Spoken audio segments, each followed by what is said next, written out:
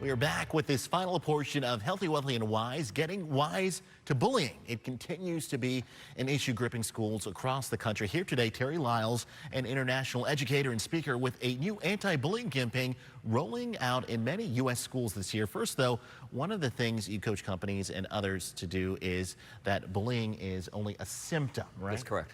And now, how do you get people to open up about bullying with teenagers specifically who are, so monosyllabic or just not willing to communicate? Yeah, well, the whole symptom problem issue is tricky because, bullying is usually a symptom of something else. Insecurity, fear, threat, danger, things going on at home, things going on in their neighborhoods that we don't know about, whatever that might be. The issue is, how do we counterbalance that? And the first part of that is open up to communication. We have to talk to our young people. We have to keep a dialogue going. I call it the engine oil to any relationship. If you take the oil out of your car, your engine seizes up by heat. So it needs to stay cool with viscosity, that it's moving and it's vacillating.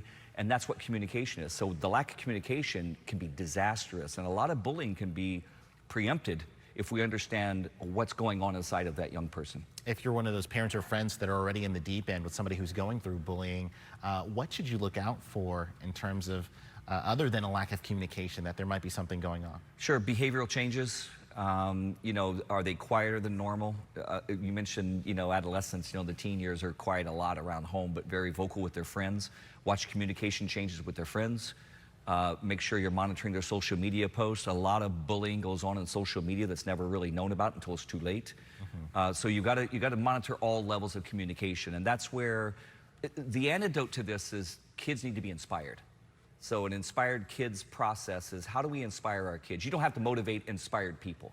They just do what they do, and they do it because they want to do it correctly, and that's part of our program. Yeah, we have here on our screen 3 points for tackling bullying that you're focusing on. Yes. What are those? Go walk them through us. Well, the social side, you want to make sure that, you're doing it in your community. So it's a neighborhood watch piece. You want to make sure your neighbors are good. You want to make sure that as they're going back and forth to school, that they're safe on the bus, if they're taking the bus, or if they're walking, commuting. So the social issue, the conversation has to change.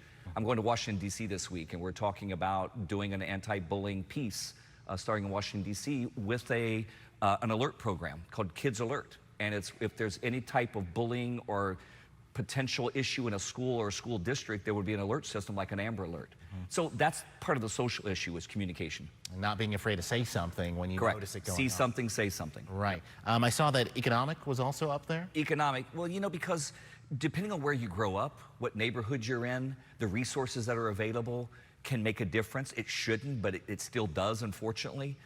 So wherever you grow up, whatever part of the city you live in can make a difference.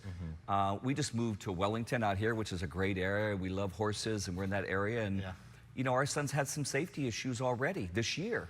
And he goes to Binks Elementary. It's a great school. And it's not the school, the education's phenomenal.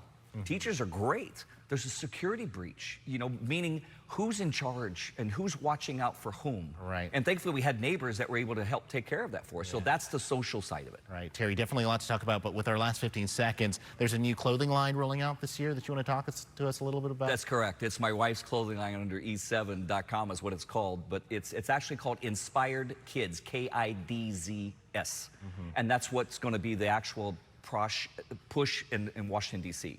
We want to get it there to say, hey, look, we want to start this alert system. So the clothing is, on Thursday, pink is an international day for anti-bullying.